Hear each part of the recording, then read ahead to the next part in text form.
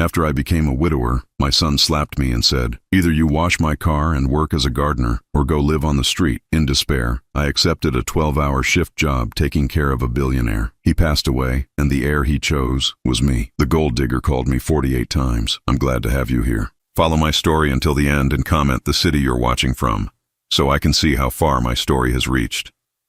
I never thought my own son would raise his hand to me. But there I was, at 66 years old, standing in my kitchen with my cheek burning from Fred's slap, staring at the man I had raised and wondering how we had gotten here. "You're pathetic, old man," Fred spat, his face twisted with disgust. "Mom's been dead for 3 months and you're still moping around like some lost puppy. Well, guess what? The free ride is over." My legs felt weak. Martha had been gone for exactly 93 days, and each morning I still reached for her side of the bed, still made 2 cups of coffee out of habit. The grief was like a physical weight pressing down on my chest, making it hard to breathe sometimes. But Fred didn't care about that. "I'm grieving, son," I managed to whisper, my voice cracking. "Your mother was my everything for 42 years. Fred rolled his eyes dramatically. "Yeah, well, life goes on. And since you're living in my house now, eating my food, you're going to start earning your keep." His house. The word stung more than the slap. This had been Martha's and my home for 38 years. We had painted every room, planted every flower in the garden, fixed every creaky board. But when Martha got sick, the medical bills had drained our savings. Fred had convinced us to sign the house over to him to protect it from creditors. We trusted him. We believed he wanted to help. "What do you mean?" I asked, though I already dreaded the answer. Fred walked to the window and pointed at his BMW in the driveway. "See that car? It needs washing every week, and the lawn needs mowing, the garden needs weeding, the gutters need cleaning. You want to live here? You work for it." I felt something inside me crumble. "Fred, I'm your father, and I'm the one paying the bills now," he shot back. "Mom left you with nothing, and I'm not running a charity. You either contribute or you find somewhere else to live. And at your age, with no money, good luck with that." The next morning, I found myself on my hands and knees, scrubbing the hubcaps of Fred's car with an old toothbrush. The concrete driveway was rough against my knees, and my back ached from bending over.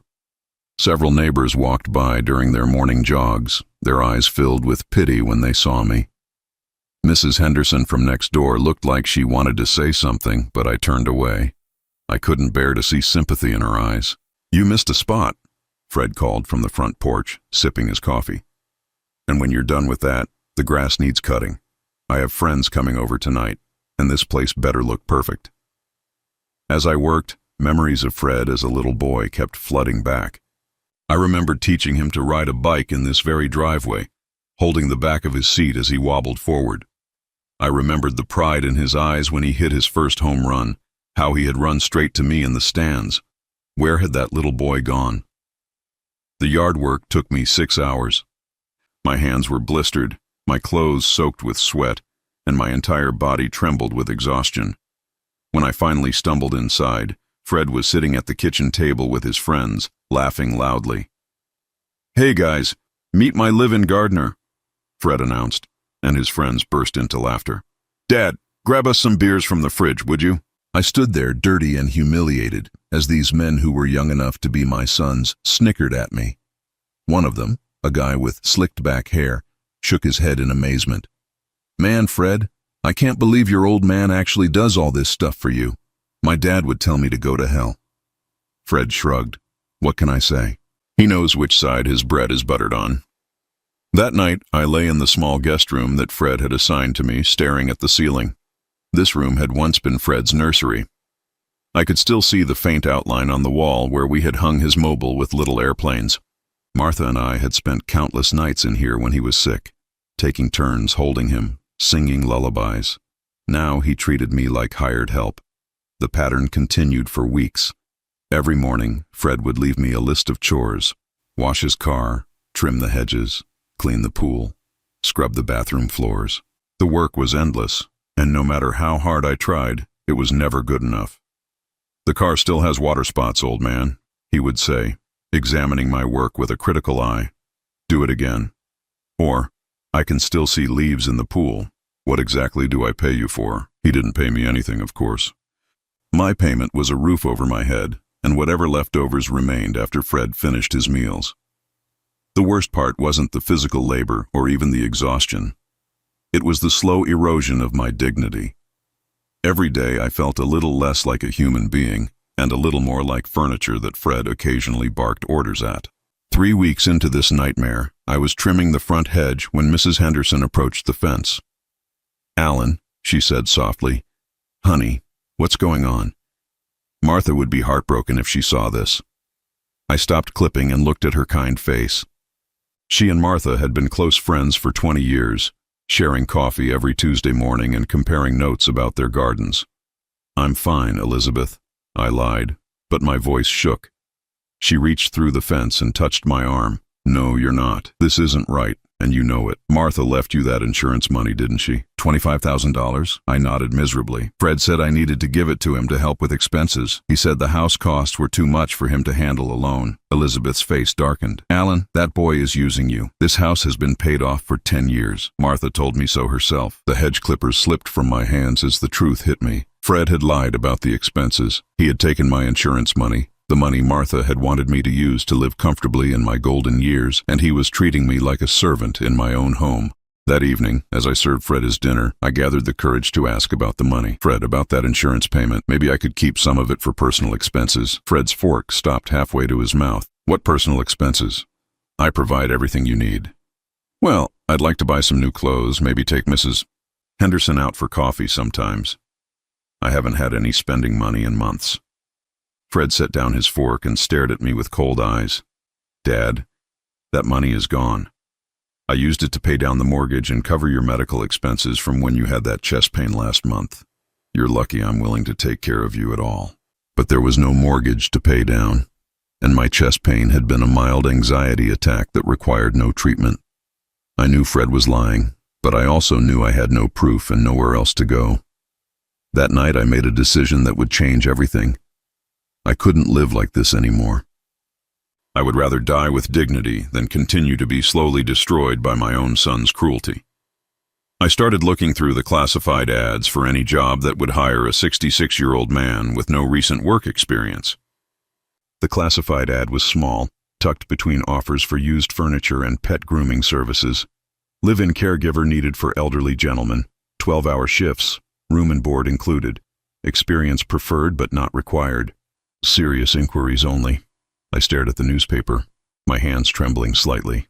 A live-in position would mean leaving Fred's house, escaping the daily humiliation that had become my existence. But it also meant admitting that my own son had driven me to seek refuge with strangers. I called the number before I could lose my nerve. "Whitmore residence. This is Margaret speaking," came a crisp voice on the other end. "I'm calling about the caregiver position," I said, trying to sound more confident than I felt. "How old are you?" Margaret asked bluntly. 66. There was a pause. "Most applicants are much younger. Do you have experience caring for someone with advanced Parkinson's disease?" My heart sank. "No, ma'am, but I'm a quick learner, and I cared for my wife during her final illness." Another pause. "Can you start immediately?" "Yes," I said, perhaps too quickly. "Be here tomorrow at 8 in the morning for an interview. 1527 Elm Ridge Drive.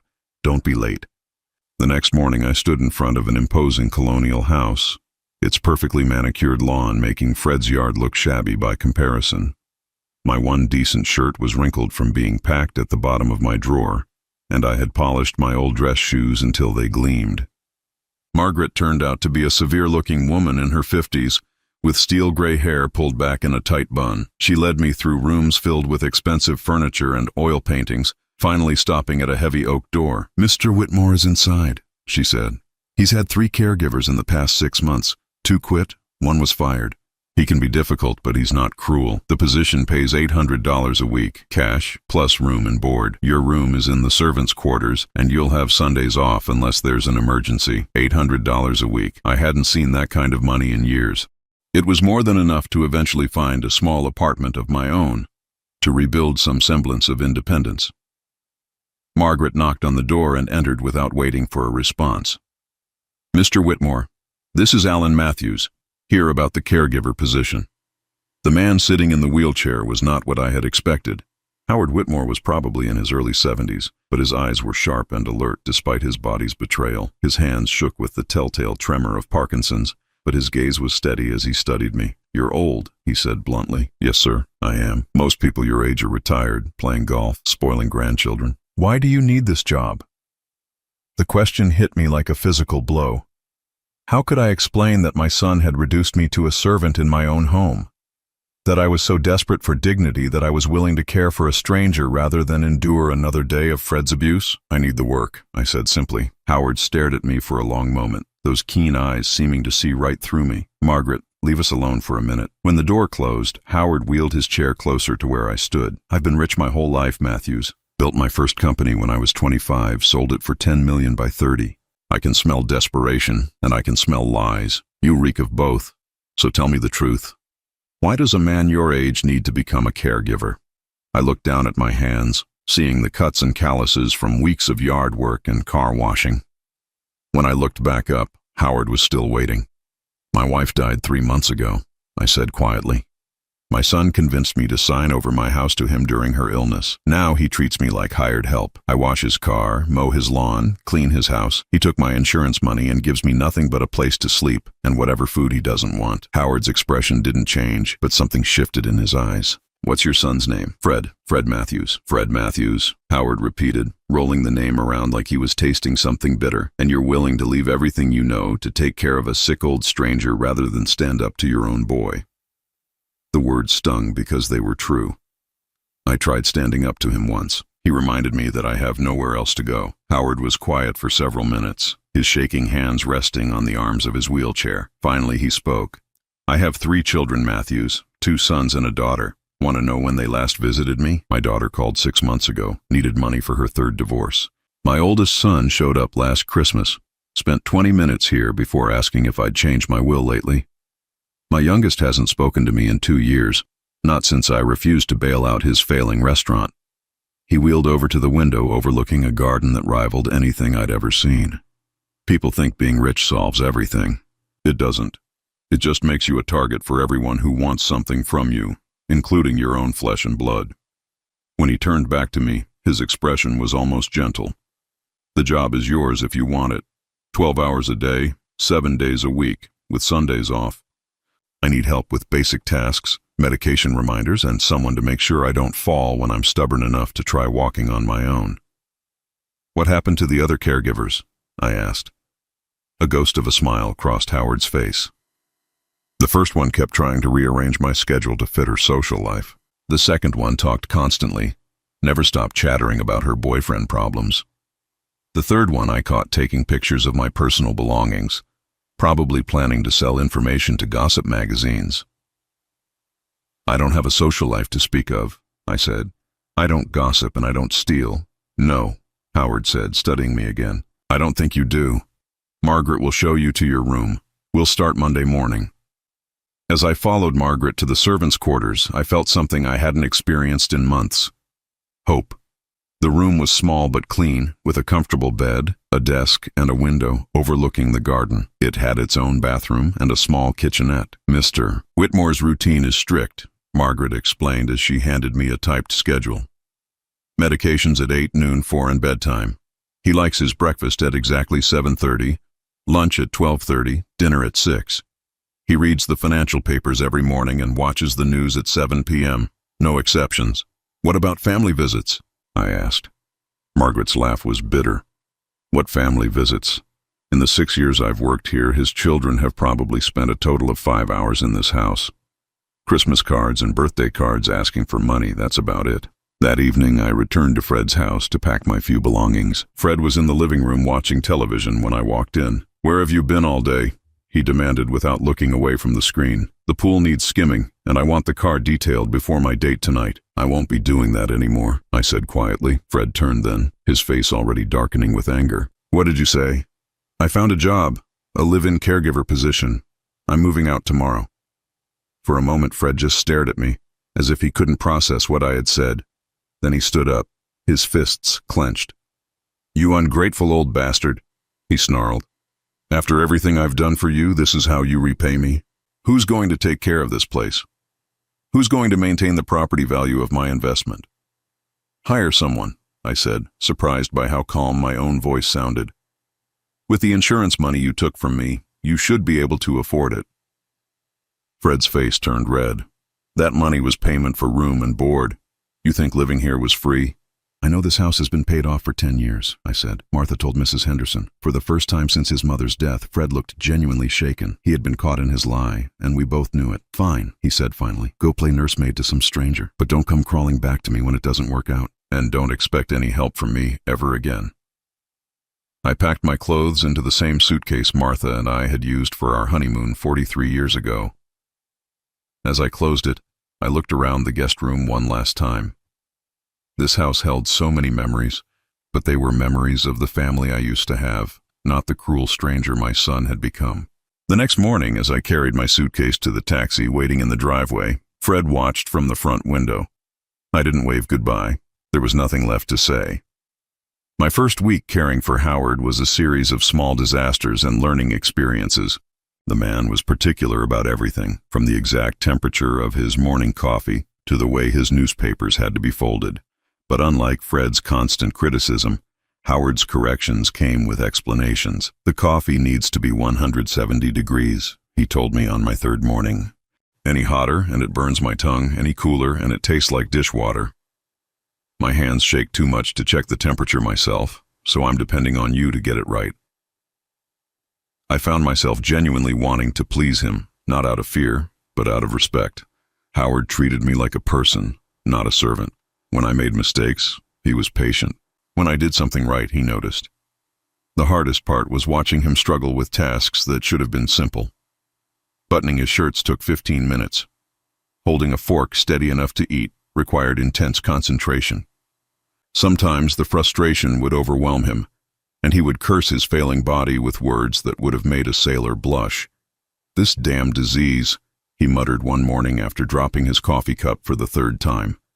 40 years I ran companies, made decisions that affected thousands of people, and now I can't even hold a cup without my hands betraying me. I knelt down to clean up the spilled coffee, choosing my words carefully. My wife used to say that our bodies might fail us, but our minds and hearts are stronger than we think. Howard was quiet for a moment. Your wife sounds like she was a wise woman. She was. Martha could find something positive in any situation. Even when she was dying, she spent her last days making sure I knew how to cook her recipes and remember to take my blood pressure medication. How long were you married? 42 years. We met when I was 24 and she was 22. She was working as a secretary at the bank where I had my first job as a teller. Howard's expression softened. 42 years. That's longer than most people these days can commit to anything. Over the following weeks, our morning conversations became longer. Howard would share stories about building his business empire, the risks he had taken, the deals that had made him wealthy. I found myself looking forward to these talks. It had been months since anyone had treated me as if my thoughts and experiences mattered. I started with nothing, Howard told me one morning as I helped him with his medication. My father died when I was 16, left my mother with 4 kids and a pile of debt. I worked construction during the day and went to night school for business classes. Took me 8 years to get my degree, but I got it. What was your first business? I asked, genuinely curious. Construction supplies. I noticed that contractors were always running short on materials because suppliers couldn't deliver quickly enough. So I started a company that guaranteed same-day delivery within a 50-mile radius. Worked myself to death for 10 years, but by the time I was 35, I had 12 warehouses and 200 employees. I could see the pride in his eyes as he remembered those early days. You built something real, I said. I did. And then I sold it and started over. Real estate development, then manufacturing, then tech companies. Each time, I thought I was building something to pass down to my children. His voice grew bitter. Turns out they were more interested in spending what I built than learning how to build anything themselves. One evening, about a month into my employment, Howard had what Margaret called one of his episodes. I found him in his study, slumped in his wheelchair, tears streaming down his face. His whole body was shaking, not just from the Parkinson's, but from something deeper. Mr. Whitmore, I approached carefully. Are you in pain? Should I call the doctor? He shook his head, struggling to speak through the tremors. Just had a call from my son, Richard. Wants me to invest in another one of his brilliant schemes. When I said no, he told me I was a selfish old man who was too stubborn to help his own family. I pulled up a chair and sat beside him. I'm sorry, 43 years old, and he's never held a real job in his life. Everything I gave him, he wasted. Every opportunity, he squandered. And now he calls me selfish because I won't throw good money after bad. The pain in Howard's voice was so familiar, it made my chest ache. Sons can be complicated, I said quietly. Howard looked at me with red-rimmed eyes. You're Fred. He's not much different, is he? I had never told Howard the full extent of Fred's cruelty, but somehow he had pieced it together from the little things I had mentioned. No, I suppose he's not. The difference is, my boys were spoiled from birth. They never learned the value of work because everything was handed to them. You're Fred, he should know better. You raised him with values, didn't you? I nodded. Martha and I tried to teach him right from wrong, the importance of family, of taking care of each other. But money changes people, Howard said bitterly. Or maybe it just reveals who they really were all along.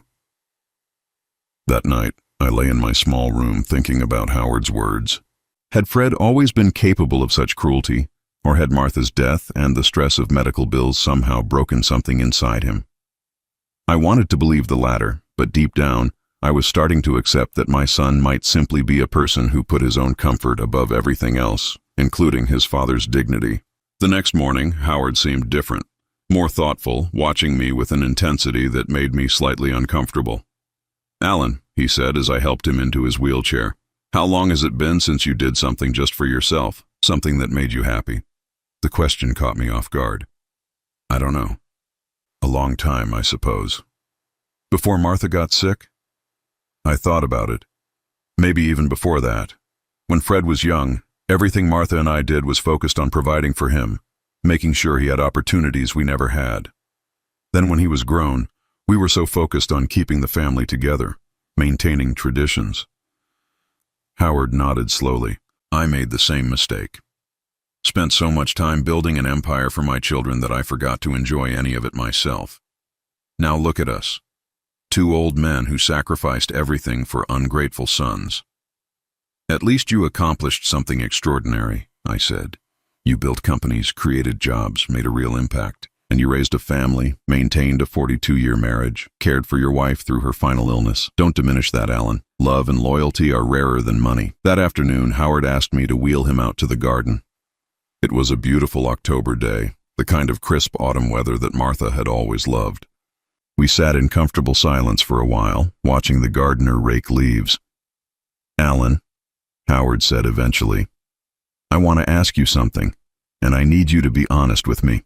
Of course. If money weren't an issue, if you could live anywhere, do anything, what would you choose? I considered the question seriously. I think I'd like a small place with a garden. Nothing fancy, just somewhere quiet where I could grow vegetables and maybe some flowers. Martha always said I had good hands for growing things. What about travel? Adventures? There's a whole world out there. I shook my head. I'm not an adventurous man, Mr. Whitmore.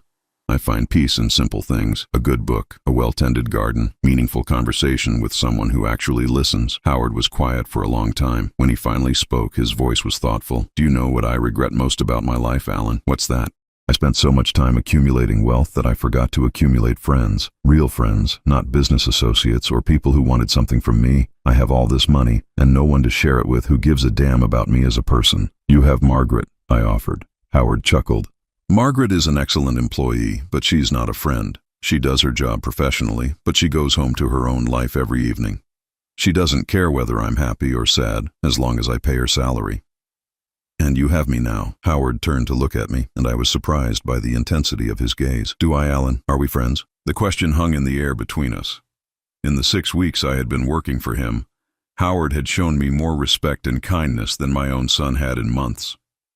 He asked about my day, listened to my stories about Martha, treated me like a human being with thoughts and feelings worth considering. Yes, I said quietly, I think we are. Howard smiled then, the first genuine smile I had seen from him since I arrived. Good, because I've been thinking about something, and I need a friend's advice, not an employee's. 3 months had passed since I started caring for Howard, and I had settled into a routine that felt more like friendship than employment. Every morning, we would share coffee and discuss the news. Howard's mind was as sharp as ever, and he often offered insights about business and politics that made me see things differently. For the first time since Martha's death, I looked forward to each new day, but I could see that Howard was declining. The tremors were getting worse, and he was having more difficulty with basic tasks. Some mornings it took him nearly an hour just to get dressed, even with my help. He never complained, but I could see the frustration in his eyes. On a cold December morning, Howard asked me to help him to his study instead of the usual breakfast routine. The room was lined with leather-bound books and filled with the scent of expensive cigars he could no longer smoke. He positioned his wheelchair behind the massive oak desk and gestured for me to sit across from him. "Alan, I need to tell you something," he began, his voice more serious than usual. "My doctor says I have maybe 6 months left. The Parkinson's is progressing faster than expected, and my heart isn't strong enough to handle much more." The words hit me like a physical blow. I had grown genuinely fond of this difficult, complex man who had shown me kindness when my own family had shown me nothing but cruelty. "Are you sure?" "Maybe we should get a second opinion," I said, though I could see in his eyes that he had already accepted the truth. Howard shook his head. "I've seen 3 specialists, Alan. They all say the same thing. My body is shutting down, and there's nothing more they can do except keep me comfortable." We sat in silence for several minutes. Through the window, I could see the bare branches of the oak trees, stripped of their leaves by winter's approach. It seemed fitting somehow. "I want to ask you something," Howard continued. "These past 3 months, you've been more than an employee. You've been a friend, maybe the best friend I've had in 20 years. You've listened to my stories, shared your own, treated me like a person instead of a wealthy invalid." "It wasn't difficult," I said honestly. "You're a good man, Howard. Complicated, maybe, but good." He smiled at that. "My children would disagree with you. To them, I'm just a stubborn old man sitting on a pile of money they think they deserve. When did you last hear from them?" Howard's expression darkened. "Richard called last week, supposedly to check on my health. Within 5 minutes, he was asking if I'd reconsidered his request for an investment in his latest business venture. When I said no, he told me I was being unreasonable and hung up. David sent a Christmas card with a note asking if I'd thought about adjusting my will to be more fair to his children. And Susan hasn't called at all, but her lawyer contacted my attorney about something called an advance on inheritance." The bitterness in his voice was heartbreaking. I thought about Fred and realized that wealthy or poor, some children seem determined to see their parents as nothing more than sources of money or convenience. "I'm sorry," I said. "That must be incredibly painful." "It is. But it's also clarifying." Howard leaned forward, his shaking hands gripping the arms of his wheelchair. "Alan, I've been thinking about my will, about what happens to everything I've built when I'm gone. That's not really my business, Howard. Actually, it is, because I want to leave you something." I stared at him, speechless. The idea hadn't even occurred to me. I was his employee, not his family, regardless of the friendship that had developed between us. "Howard, I can't accept anything from you. It wouldn't be right." "Why not?" His voice grew stronger, more determined. "Because we're not related by blood. Because I'm paying you to care for me. Alan, in the past 3 months, you've shown me more genuine affection and respect than my own children have in years. But your family. My family will inherit the bulk of my estate whether they deserve it or not. The house, the investment portfolios, the business holdings, they'll split roughly $80 million 3 ways, which is more money than they could spend in several lifetimes. $80 million. The number was so large I couldn't really comprehend it. Fred had been willing to humiliate and abuse me over $25,000 in insurance money, and Howard's children were fighting over an inheritance that was more than 3,000 times that amount. "But I want to leave you something too," Howard continued. "Not just money, though, there will be some of that. I want to leave you dignity, Alan. A chance to live your remaining years without depending on anyone, especially not that ungrateful son of yours." My hands were shaking now almost as badly as his. "How much are you talking about?" Howard smiled. $500,000. Enough to buy that small house with a garden you told me about. Enough to live comfortably without working. Enough to tell Fred exactly what you think of him, without worrying about where you'll sleep that night. $500,000. It was more money than I had ever imagined having.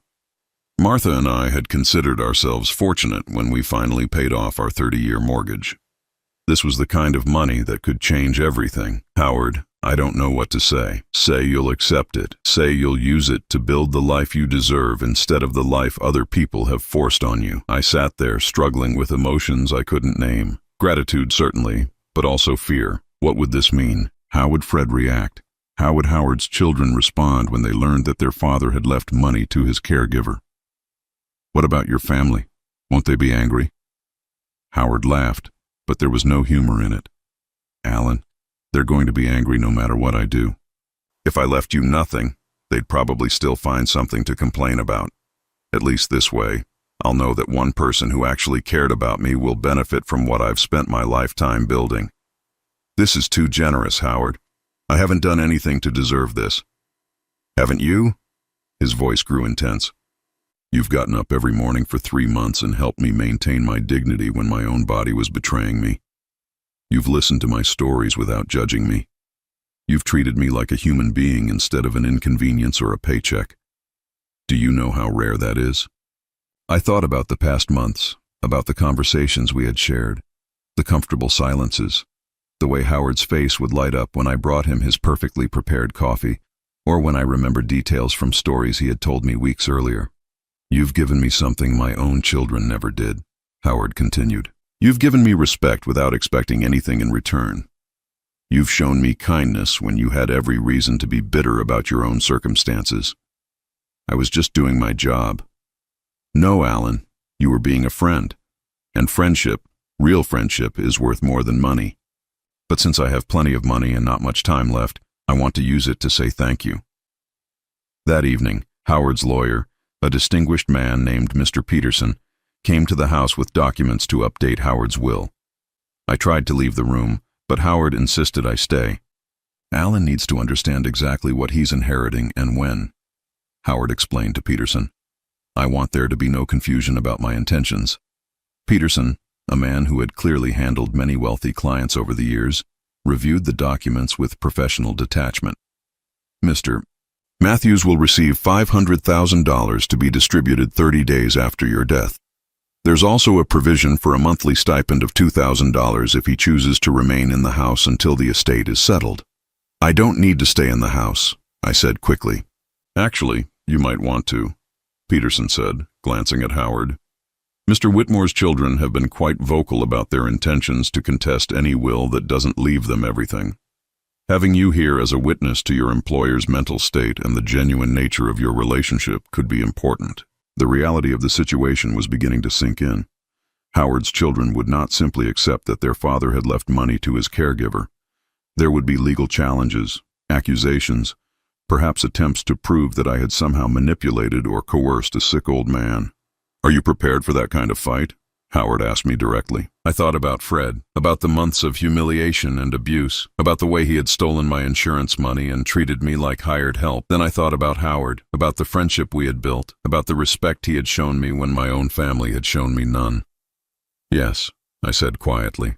I think I am. Howard reached out with one trembling hand and placed it over mine. Good, because I have a feeling the real battle is just beginning. Within hours of Peterson leaving, Howard's health took a sudden turn for the worse. That night, I barely slept, checking on him every hour as his breathing became more labored and his tremors intensified. Howard passed away on a quiet Tuesday morning in February, 3 weeks after changing his will. I was sitting beside his bed, reading him the financial news as I had done every morning for months, when his breathing simply stopped. There was no struggle, no dramatic final words. He just closed his eyes during a story about the stock market and never opened them again. I sat with him for nearly an hour before calling Margaret to inform her, then Peterson, then finally the funeral home. In those quiet moments, I felt the weight of losing the only person who had treated me with genuine respect in months. Howard had become more than an employer. He had become the father figure that my own son had failed to be. The funeral was a small affair. Howard had specifically requested no elaborate ceremony, just a simple service at the cemetery where his wife was buried. Margaret and I were there, along with Peterson and a handful of business associates. Howard's 3 children arrived separately, each looking uncomfortable and impatient rather than grief-stricken. Richard, the oldest, was a soft-looking man in his 40s who kept checking his phone during the brief service. David appeared nervous, constantly adjusting his tie and glancing around as if he expected someone to challenge his right to be there. Susan, the daughter, wore designer clothes that probably cost more than I had made in years and spent most of the service examining her manicured nails. None of them spoke to me, though I caught them staring several times with expressions I couldn't quite read, suspicion, maybe, or calculation. After the service, Peterson approached me as I stood looking down at Howard's grave. "Mr. Matthews, I'll need to meet with you tomorrow morning to begin the estate proceedings. 9 o'clock at my office, if that's convenient." I nodded, still processing the reality that Howard was gone. What should I expect? Peterson glanced around to make sure we couldn't be overheard. "Based on my conversation with Howard's children after the service, I expect them to challenge the will immediately. They're already asking questions about your relationship with their father, suggesting that you may have exercised undue influence over a sick man." "I never asked him for anything," I said firmly. "I know that, and Howard knew that. We have documentation of his mental competency right up until his death, as well as recorded statements about his reasons for including you in the will, but prepare yourself for a fight." That evening, I returned to Howard's house, which now felt enormous and empty without his presence. Margaret had left earlier, her employment having ended with Howard's death. I was alone in the servants' quarters, surrounded by the silence of a house that had once been filled with our conversations and Howard's stories. My phone rang at 8:30 p.m. I almost didn't answer the unknown number, but something made me pick up. "Dad?" Fred's voice hit me like a punch to the stomach. I hadn't heard from him since the day I left his house 4 months earlier. "Hello, Fred." "Dad, I heard about your boss dying. I'm sorry for your loss." His voice had a strange quality to it, almost nervous. "Listen, I was thinking maybe it's time for you to come home. I know we had some disagreements, but you're still my father." Disagreements. He was calling months of humiliation and abuse disagreements. "I'm fine where I am, Fred, but Dad, you don't have a job anymore. How are you going to support yourself? Look, I've been thinking about what happened between us, and maybe I was too hard on you. You were grieving Mom, and I should have been more patient." The false sympathy in his voice made my skin crawl. Fred had never been patient with anyone in his life, and he certainly hadn't developed empathy in the 4 months since I had seen him. "What do you want, Fred?" There was a pause, and when he spoke again, his tone had shifted slightly. "I don't want anything, Dad. I just think family should stick together. Why don't you come home tomorrow? We can work things out." "No, Dad, be reasonable. You're 66 years old with no job and probably no references from your last employer, considering how it ended. You need family right now." The manipulation was so obvious, it was almost insulting. "How did you know Howard died, Fred?" Another pause. "What do you mean?" "Howard died yesterday morning."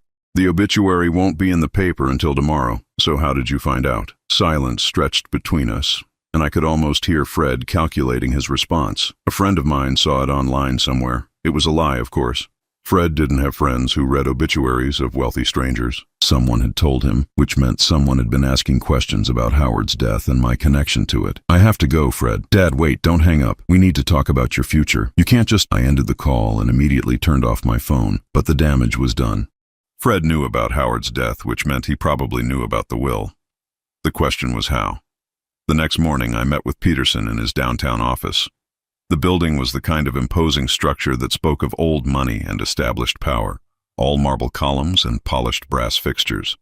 Peterson's office was lined with law books and dominated by a massive mahogany desk. "Before we begin," Peterson said as I took a seat across from him, "I need to inform you that Howard's children have already retained counsel. They filed preliminary paperwork yesterday afternoon challenging the validity of the will." My heart sank. "On what grounds?" "They claim their father was not of sound mind when he made the changes, and that you exercised undue influence over him during his final months. They're also suggesting that you may have isolated him from his family and manipulated him for financial gain. The accusations were so far from the truth that they would have been laughable if they weren't so serious. Howard made his own decisions about his family. I never told him not to see his children. I know, and we have evidence to support that. But prepare yourself for a long legal battle. Howard's children stand to lose a significant amount of money if his will is upheld, and they have the resources to fight aggressively." Peterson opened a thick folder and spread several documents across his desk. However, Howard anticipated this. He was very thorough in documenting his reasons for including you in the will. We have video testimony recorded just 2 weeks before his death, medical evaluations confirming his mental competency, and detailed notes about his children's behavior over the past several years. He handed me a copy of a letter written in Howard's distinctive handwriting. He also wrote this, specifically for you to read if his family challenged the will. I unfolded the letter, my hands trembling slightly as I recognized Howard's careful script. Alan, if you're reading this, it means my children are doing exactly what I expected them to do. They're not fighting because they loved me or because they're grieving my loss. They're fighting because money matters more to them than the wishes of their dead father. I want you to know that leaving you $500,000 was the easiest decision I made in my final months. You gave me dignity when my own body was failing. You listened to my stories without judgment. You treated me like a human being when my own children saw me only as an obstacle to their inheritance. Don't let them bully you, Alan. You earned every penny of that money through kindness, respect, and genuine friendship.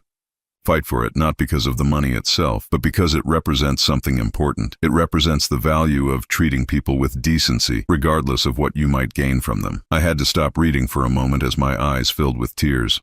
Even in death, Howard was protecting me, trying to give me the strength to stand up for myself. The letter continued, I know this will be difficult, and I know my children will say terrible things about you, but remember this, they didn't want my time or my company when I was alive. They only want my money now that I'm dead. You wanted nothing from me except the chance to do your job with dignity, and you gave me something far more valuable in return. Be strong, my friend. You deserve this, and I hope it gives you the independence to tell your own ungrateful son exactly what you think of him. I folded the letter carefully and looked up at Peterson. What do I need to do? First, we wait. The will is being probated, which typically takes 30 to 60 days. During that time, Howard's children will continue building their case. They'll likely hire private investigators to look into your background, your relationship with Howard, and probably your relationship with your own son. My phone, which I had turned back on that morning, started ringing. I glanced at the screen and saw Fred's name. That's my son, I told Peterson. I'd recommend not answering. Anything you say could potentially be used against you if they try to prove you're financially desperate or manipulative. The phone stopped ringing, then immediately started again. Fred was persistent. I had to give him that. Over the next 3 days, Fred called me 48 times. I counted them, watching the missed call notifications pile up on my phone. The voicemails he left started out concerned and gradually became more frantic. Dad, please call me back. I'm worried about you. Dad, I heard some crazy rumors about your boss's will. Call me so we can figure this out together. Dad, some lawyer called me asking questions about our relationship. What the hell is going on? You need to talk to me. Dad, if you're inheriting money, we need to discuss how to protect it. There are tax implications, legal issues. You can't handle this alone. Dad, I know I wasn't perfect after Mom died, but we're family. We need to stick together now more than ever. By the final message, his tone had shifted to something more familiar. Dad, stop playing games. I know you're getting money from that old man's will. If you think you can just ignore your family and live like some kind of millionaire, you're delusional. Call me back, or I'm coming to find you. That last message sent a chill down my spine. The threatening tone was exactly what I remembered from the months I had lived under his roof. The barely controlled anger that had always simmered just beneath the surface of his false concern. I showed the messages to Peterson during our next meeting. This actually helps our case, he said after listening to several of them.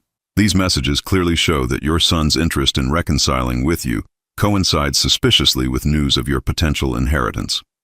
It supports our argument that Howard was right to be concerned about family members who only show interest when money is involved.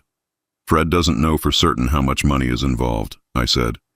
Peterson nodded grimly. He will soon. Howard's children have been talking to reporters, trying to build public sympathy for their case. Once this becomes public knowledge, your son's harassment will likely intensify. As if summoned by our conversation, my phone rang again. This time it wasn't Fred. It was an unknown number with a local area code. Mr. Matthews? This is Jennifer Walsh from Channel 7 News. I understand you're involved in a disputed inheritance case involving the late Howard Whitmore. I'd like to ask you a few questions about your relationship with Mr. Whitmore and the circumstances surrounding his will. I handed the phone to Peterson, who took the call and politely but firmly declined any interviews on my behalf. "It's starting," he said after hanging up. "Howard's children are trying to win this case in the court of public opinion before it ever reaches a real courtroom." That evening, I sat in Howard's study, surrounded by his books and the lingering scent of his cigars. The house felt like a museum now, preserved exactly as he had left it, but empty of the warmth his presence had provided. My phone sat silent on the desk in front of me, finally quiet after days of constant ringing, but I knew this was just the calm before the storm. Fred would not give up easily, and neither would Howard's children. I picked up the framed photograph on Howard's desk, a picture of him as a young man with his wife on their wedding day. They looked so happy, so full of hope for the future they would build together. I wondered if Howard had ever imagined that his final years would be spent fighting with his own children over money, or that his greatest comfort would come from a friendship with a hired caregiver. Tomorrow, the real battle would begin. The legal battle lasted 4 months, but Howard's preparation proved ironclad. Peterson presented video testimony of Howard clearly explaining his reasons for leaving me money, medical records confirming his mental competency, and documented evidence of his children's neglect over the years. The most damaging evidence came from Howard's own detailed journal entries, written in his shaking handwriting, describing each visit from his children and their constant requests for money. Howard's children hired expensive lawyers and tried every angle they could think of. They claimed I had isolated Howard from his family, despite phone records showing they rarely called. They suggested I had somehow coerced him, despite surveillance footage from his doctor's office showing me in the waiting room while Howard met privately with his physician to confirm his mental competency. They even tried to argue that $500,000 was an unreasonable amount for a caregiver to inherit, until Peterson pointed out that it represented less than 1% of Howard's total estate. In the end, the judge's ruling was swift and decisive. Howard's will was valid, his mental state had been sound, and his reasons for including me were clearly documented and reasonable. Richard, David, and Susan would inherit the bulk of their father's $80 million estate as originally planned. I would receive my $500,000, plus the additional money Peterson had helped Howard set aside for my legal fees. The day the ruling came down, I was sitting in Peterson's office when his secretary handed him a note. He read it, smiled, and looked up at me. "It's over, Alan. The inheritance is yours." I felt a strange mix of relief and sadness. Relief that the nightmare was finally ending. Sadness that Howard wasn't there to see his final gesture of friendship vindicated. "There's something else," Peterson said, pulling out a sealed envelope. "Howard left this for you, with instructions that it only be opened after the legal proceedings were complete." Inside was another letter in Howard's careful handwriting, along with a small brass key.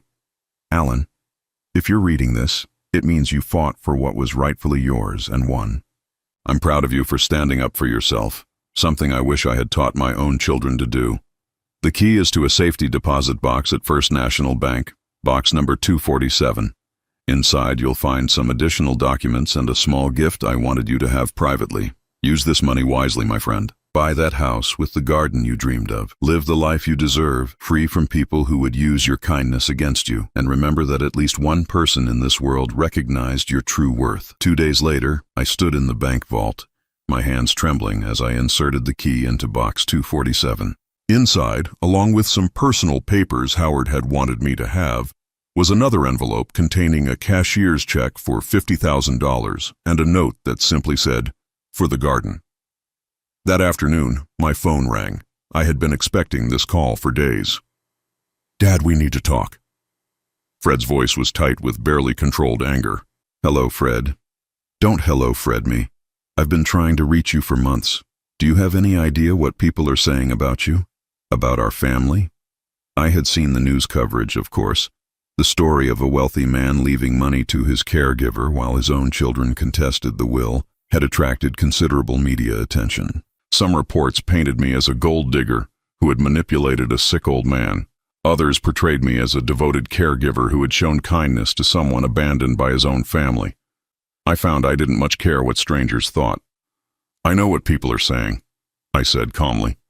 "Well, I don't like it. This reflects poorly on all of us. People are saying I'm a bad son, that I neglected my own father. Did you neglect me, Fred?" Silence stretched between us. When he finally spoke, His voice had taken on the wheedling tone I remembered from when he was a child, trying to avoid punishment. "Dad, you know things got complicated after Mom died. We were both grieving, both stressed. Maybe we said things we didn't mean. You slapped me, Fred. You made me wash your car and mow your lawn while taking my insurance money. You treated me like hired help in my own home. That's not how I remember it. I remember it perfectly." Another pause, then Fred's voice hardened. "Fine. You want to play the victim? Go ahead. But don't think this inheritance makes you some kind of big shot. $500,000 isn't that much money, Dad. You'll burn through it in a few years, and then what? You'll come crawling back to me, just like before." I felt something shift inside me, a strength I hadn't felt in years. Howard's friendship had given me something I thought I had lost forever. Self-respect. "No, Fred, I won't." What's that supposed to mean? It means I'm done. I'm done being your servant, your ATM, your whipping boy. I'm done pretending that what you did to me after your mother died was acceptable. I'm done making excuses for your behavior.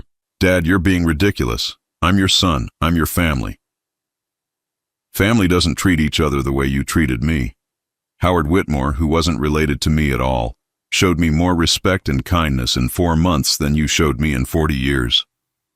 Fred's voice rose to a shout. "That old man wasn't your family. I am. You can't just replace your own son with some rich stranger. I didn't replace you, Fred. You replaced yourself. You chose money over love, control over respect, cruelty over kindness. You made your choice every day for months. So what? You're cutting me off? You're going to abandon your own son?"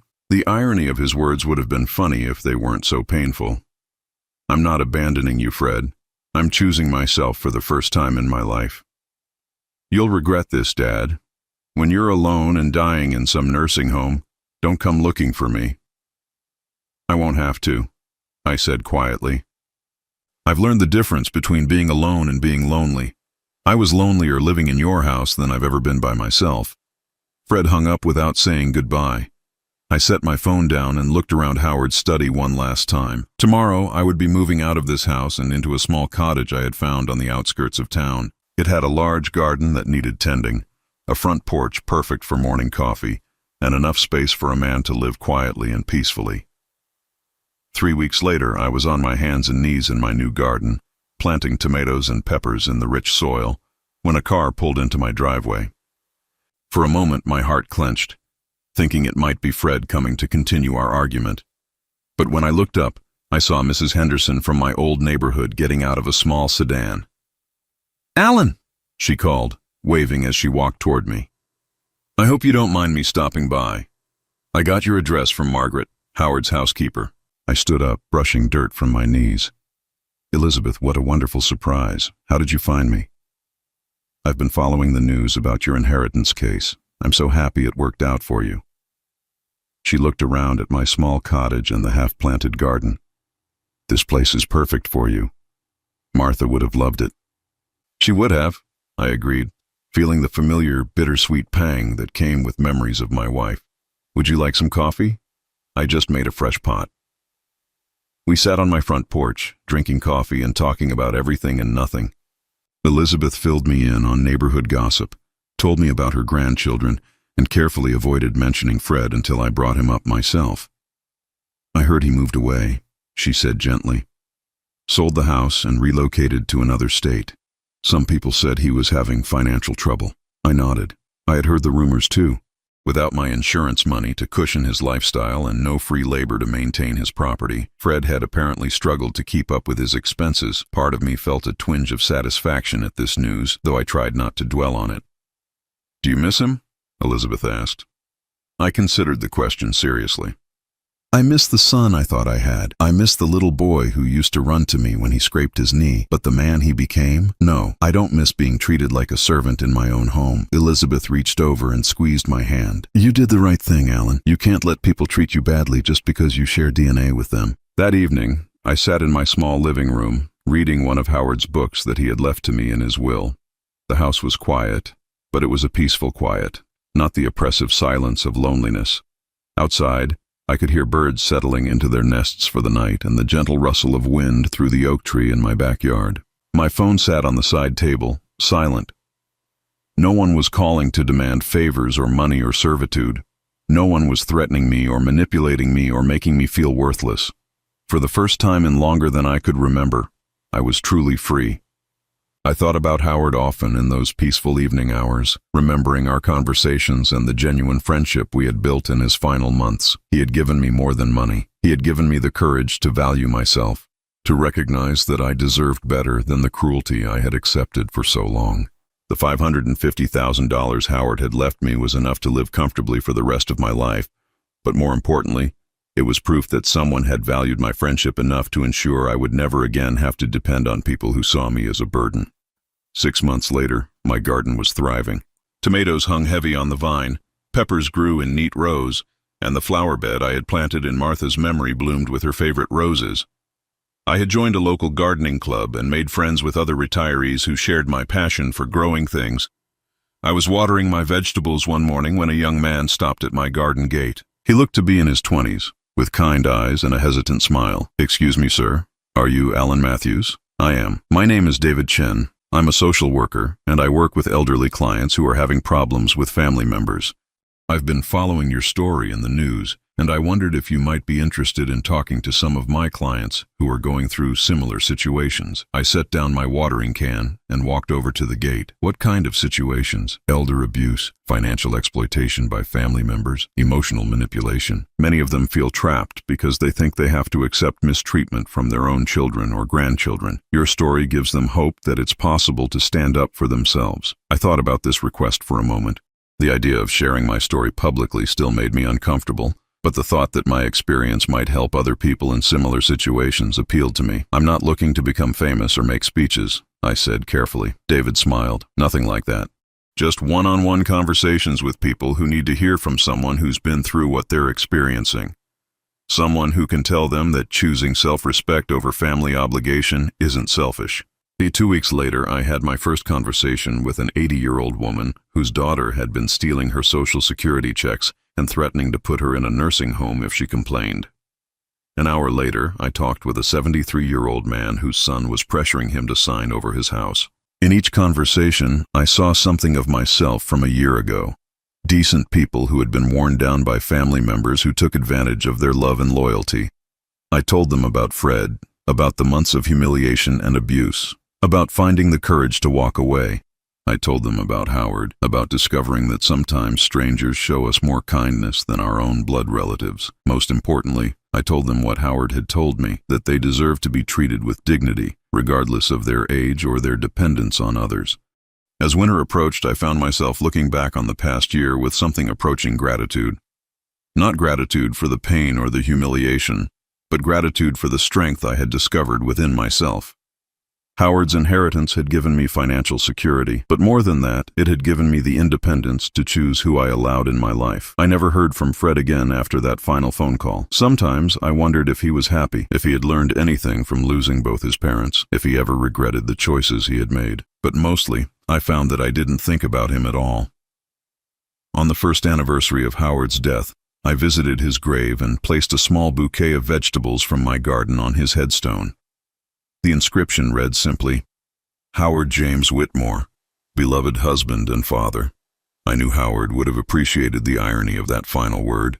"Thank you, my friend," I said quietly. "Thank you for showing me that I was worth more than I knew." As I walked back to my car, I felt Martha's presence beside me, the way I sometimes did in moments of peace. I knew she would have been proud of me for finally standing up for myself, for choosing dignity over dependency. The setting sun painted the sky in shades of orange and pink, and I drove home to my small cottage, my thriving garden, and the quiet contentment of a life lived on my own terms. At 67 years old, I had finally learned that family isn't about blood or obligation.